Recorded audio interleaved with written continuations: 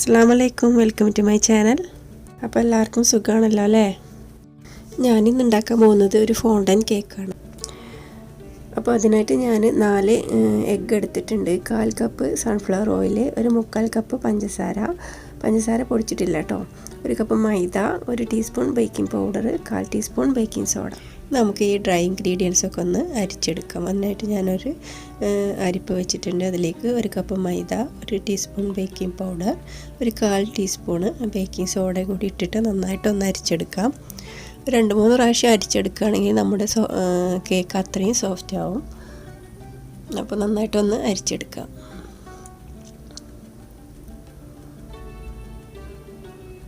ഞാൻ അരിച്ചെടുത്തിട്ടുണ്ട്. എന്നിട്ട് ഇനി ഒന്നും കൂടി ഒന്ന് മിക്സ് ആക്കിയിട്ട് നമുക്കൊന്ന് മാറ്റി വെക്കാം. എന്നിട്ട് ഞാൻ ഡ്രൈ ആയിട്ടുള്ളൊരു ബൗൾ എടുത്തിട്ടുണ്ട്. അതിലേക്ക് ഞാൻ 4 എഗ്ഗ് പൊട്ടിച്ച് വയ്ക്കുകയാണ്. നമ്മുടെ എഗ്ഗ് ബീറ്റ് ചെയ്യണ പാത്രത്തിലൊരു തുള്ളി വെള്ളം ഉണ്ടാകാൻ പാടില്ല കേട്ടോ. അതുപോലെ നമ്മളെ ബീറ്ററിൻ്റെ ബ്ലേഡിലും ഉണ്ടാകാൻ പാടില്ല. എന്നിട്ട് നന്നായിട്ട് ബീറ്റ് ചെയ്തെടുക്കാം.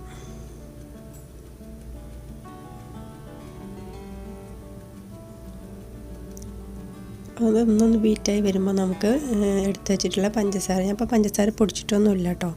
പൊടിച്ച പഞ്ചസാരയാണെങ്കിൽ 1 കപ്പ് എടുക്കുക. ഇതിപ്പോൾ ഞാൻ പൊടിക്കാത്തതുകൊണ്ട് 1/4 കപ്പ് എടുത്തിട്ടുള്ളൂ. അതുപോലെ 1 പിഞ്ച് ഉപ്പും കൂടി ഇട്ട് കൊടുക്കുക കേട്ടോ. ഞാൻ ഫുള്ളായിട്ട് ഇട്ടിട്ട് ബീറ്റ് ചെയ്തെടുക്കുക.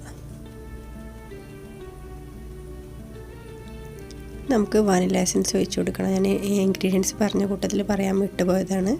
1 ടീസ്പൂണ് വാനില എസൻസും കൂടി ചേർത്തിട്ട് നന്നായി ബീറ്റ് ചെയ്യുക. എന്നാലേ ആ മുട്ടൻ്റെ സ്മെല്ലൊക്കെ പോയി കിട്ടുള്ളൂ.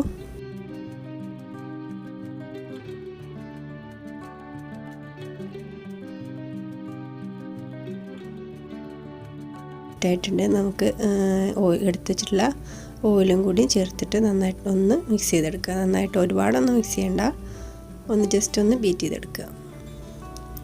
നമുക്ക് നമ്മുടെ മൈദാക്കൂട്ട് അതിൽ ഇട്ട് കൊടുക്കാം. കുറേശ്ശെ ഇട്ടിട്ട് പതുക്കെ മിക്സ് ചെയ്തെടുക്കുക. എല്ലാം കൂടി ഒരുമിച്ച് ഇടണ്ട, അപ്പോൾ കട്ട കുത്തും. ഇതുപോലെ പതുക്കെ ഫോൾഡ് ചെയ്തെടുക്കുക.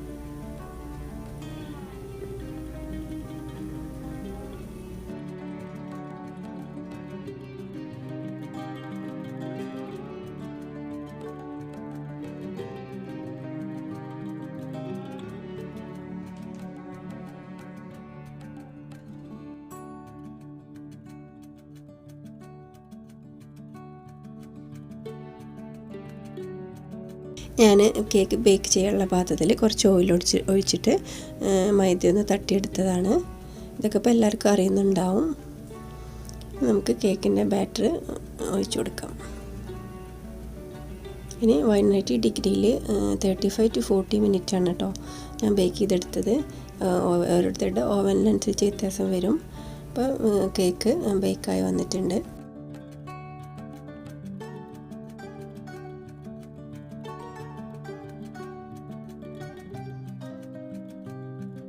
നമുക്ക് വിപ്പിംഗ് ക്രീം ഒന്ന് ബീറ്റ് ചെയ്തെടുക്കാം. അതിനായി ബോളും വിസ്കും ഞാൻ നന്നായിട്ട് തണുപ്പിച്ചെടുത്തിട്ടുണ്ട്. ഇതിലേക്ക് 1 കപ്പ് വിപ്പിംഗ് ക്രീം ചേർത്ത് കൊടുത്തിട്ട് നന്നായിട്ട് ബീറ്റ് ചെയ്യുക. നമുക്ക് വേണമെങ്കിൽ പഞ്ചസാര ചേർക്കാം കേട്ടോ, മധുരം നോക്കിയിട്ട്. ചില വിപ്പിംഗ് ക്രീമിൽ നല്ല മധുരം ഉണ്ടാവും.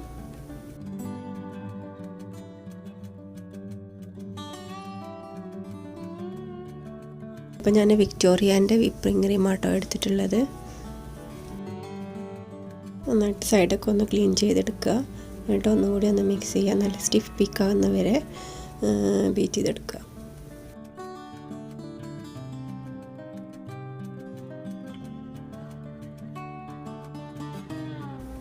അപ്പോൾ നമ്മുടെ വിപ്പിംഗ് ക്രീം ഇവിടെ നന്നായിട്ട് ബീറ്റായി വന്നിട്ടുണ്ട്.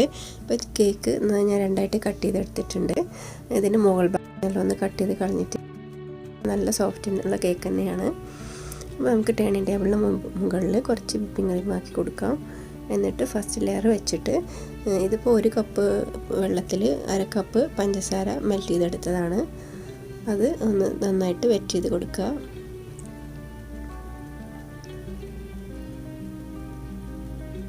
നന്നായിട്ട് വെറ്റ് ചെയ്ത് കൊടുത്തിട്ടുണ്ട്.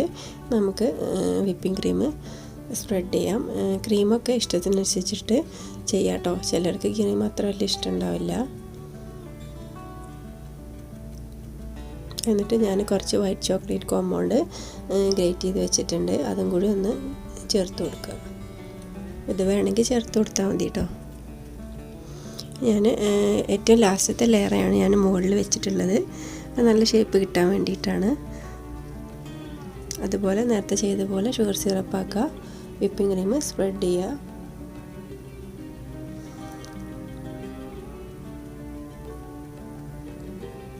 അതൊന്ന് ക്രീം കോട്ട് ചെയ്തെടുക്കുക. എന്നാൽ പിന്നെ കേക്കിൻ്റെ പൊടിയൊന്നും നമ്മുടെ ക്രീമിൽ മിക്സ് ആവില്ല. എന്നിട്ട് വേണമെങ്കിൽ ഒന്ന് ഫ്രിഡ്ജിൽ വെച്ചിട്ട് രണ്ടാമത് വിപ്പിംഗ് ക്രീം ഫുള്ളായിട്ട് ചെയ്താൽ മതി.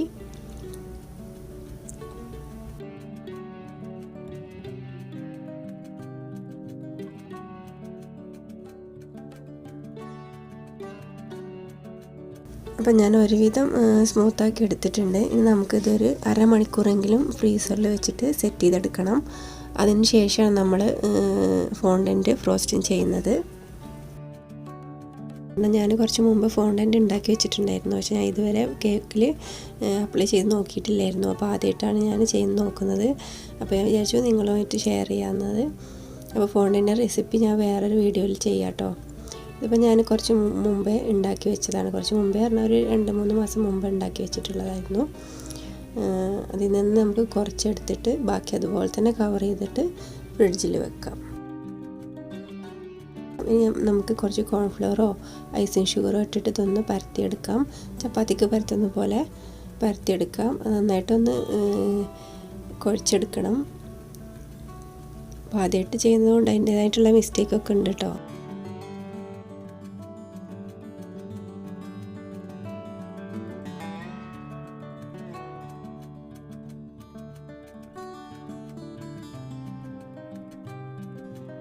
അപ്പോൾ ഞാനത് പരത്തി എടുത്തിട്ടുണ്ട്. നമുക്കൊരു കേക്കിലേക്ക് വെച്ച് കൊടുക്കാം. പതുക്കെ ഈ റോളറിലൊന്ന് റോൾ ചെയ്തെടുക്കുക.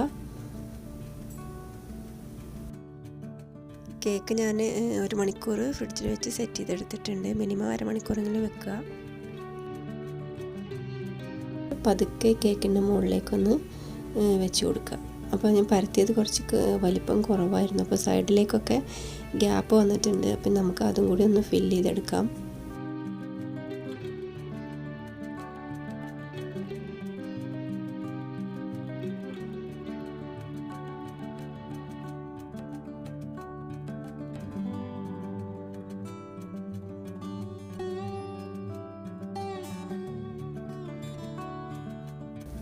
കയ്യിൽ കുറച്ച് വെള്ളമാക്കിയിട്ട് ജസ്റ്റ് ഒന്ന് ടച്ച് ചെയ്യുക.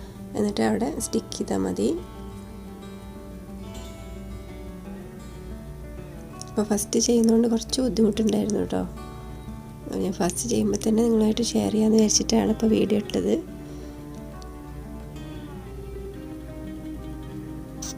അപ്പോൾ സൈഡിലുള്ളത് ബാക്കിയൊക്കെ നമുക്ക് കട്ട് ചെയ്ത് കളയാം.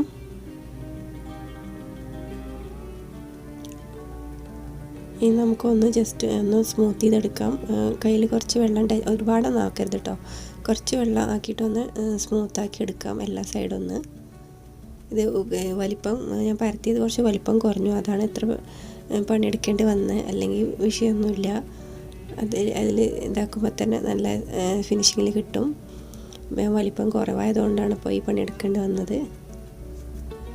ഞാൻ കുറച്ച് കളർ കുറച്ച് എടുത്തിട്ടുണ്ട് നമുക്ക് ഡെക്കറേഷന് വേണ്ടിയിട്ട്. എൻ്റെ കയ്യിലിപ്പോൾ പൗഡർ കളറായിരുന്നു ഉണ്ടായിരുന്നത്. അപ്പോൾ ഞാൻ പൗഡർ കളറാണ് ചേർത്തത്. ജെൽ കളർ ഉണ്ടെങ്കിൽ അത് ചേർത്താൽ മതി. അപ്പോൾ ഇതുപോലെ ചെറിയ ചെറിയ ബോളാക്കിയിട്ട് നമുക്ക് ഒരു റോസ് പെറ്റലിൻ്റെ ഷേപ്പിലാക്കിയിട്ട് റോസ് ഉണ്ടാക്കാൻ ഇപ്പോൾ എല്ലാവർക്കും അറിയാണ്ടാവുമല്ലോ അല്ലേ.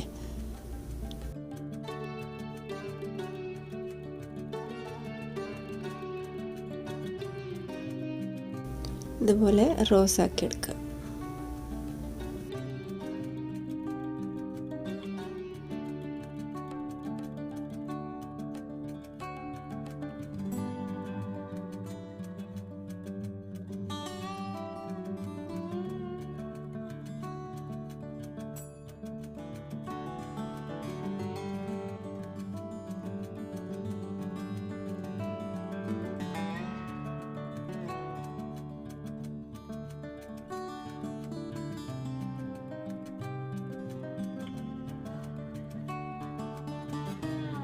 ഇതിൻ്റെ ബാക്ക് ഭാഗം ഒന്ന് കട്ട് ചെയ്ത് കളയാം. നമുക്ക് ഒരുപാട് ഉണ്ട്, അപ്പോൾ അത് കട്ട് ചെയ്ത് കളയാം.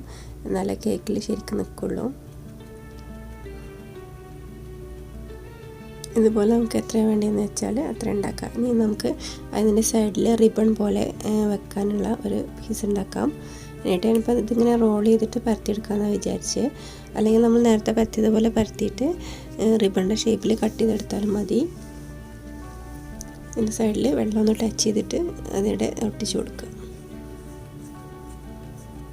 ഞാൻ കൈ വെച്ചിട്ട് തന്നെ ഒന്ന് പരത്തിയെടുത്തേക്കാണ്.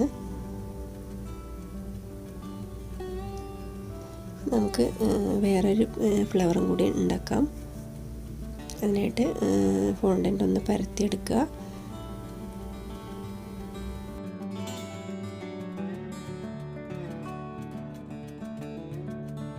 ഇതിപ്പോൾ ഫ്ലവറിൻ്റെ ഒരു കട്ടറുണ്ട് എൻ്റെ കയ്യിൽ. അത് വെച്ചിട്ട് ഞാൻ ഫ്ലവർ കട്ട് ചെയ്തെടുക്കുകയാണ്.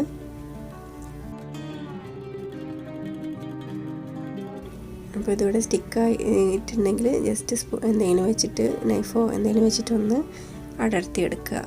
എന്നിട്ട് വെള്ളം ടച്ച് ചെയ്തിട്ട് ഒട്ടിച്ചു കൊടുക്കുക. ഡെക്കറേഷനൊക്കെ പിന്നെ ഓരോരുത്തർ ഇഷ്ടമനുസരിച്ച് ചെയ്യാമല്ലോ. അപ്പോൾ എൻ്റെ ഐഡിയക്ക് അനുസരിച്ച് ഞാൻ ചെറിയൊരു ഡെക്കറേഷൻ ചെയ്തെടുത്തു എന്നേ ഉള്ളൂ.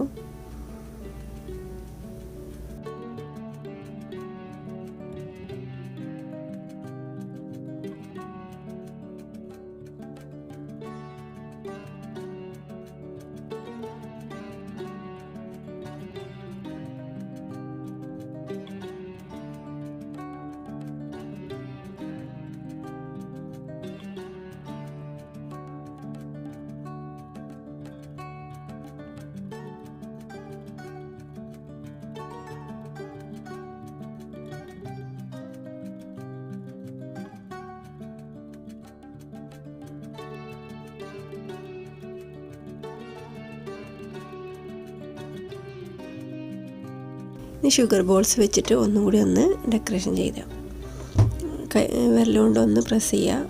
എന്നാലേ അവിടെ നിൽക്കുള്ളൂ. അപ്പം നമ്മൾ കേക്ക് ഇവിടെ റെഡി ആയിട്ടുണ്ട്. ഇനി നമുക്കൊരു 2-3 മണിക്കൂർ ഫ്രിഡ്ജിൽ വെച്ചിട്ട് ഒന്ന് തണുപ്പിച്ചെടുക്കാം.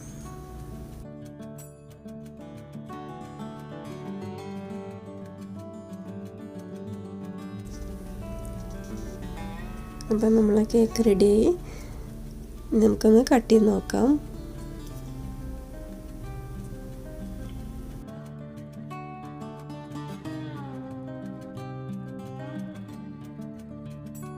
നല്ല സോഫ്റ്റ് ആയിട്ടുള്ള കേക്ക് തന്നെയാണ്.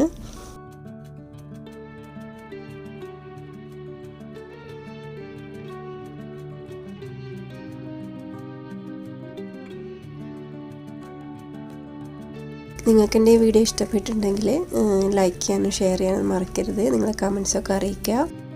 ഇൻഷാ അല്ലാഹ് ഫോണ്ടിൻ്റെ റെസിപ്പി ഞാൻ വേറെ വീഡിയോയിൽ ചെയ്യാം. അപ്പോൾ സബ്സ്ക്രൈബ് ചെയ്യാത്തവരുണ്ടെങ്കിൽ സബ്സ്ക്രൈബ് ചെയ്യുക. തൊട്ടടുത്തൊരു ബെല്ലൈക്കൺ കൂടി വരും, അതും കൂടി ഒന്ന് പ്രസ് ചെയ്യുക. ബെല്ലൈക്കൺ പ്രസ് ചെയ്യുമ്പോൾ നിങ്ങൾക്ക് 3 ഓപ്ഷൻ വരും. അതിൽ ഓൾ എന്നുള്ള ഓപ്ഷൻ പ്രസ് ചെയ്താലേ നിങ്ങൾക്ക് എല്ലാ വീഡിയോസും കിട്ടുള്ളൂ. അപ്പോൾ അങ്ങനെ ചെയ്യാം കേട്ടോ. അപ്പോൾ ഇൻഷാ അല്ലാഹ് പുതിയൊരു വീഡിയോ ആയിട്ട് ഇനിയും കാണാം. അതുവരേക്കും അസ്സലാമു അലൈക്കും. Thank you for watching.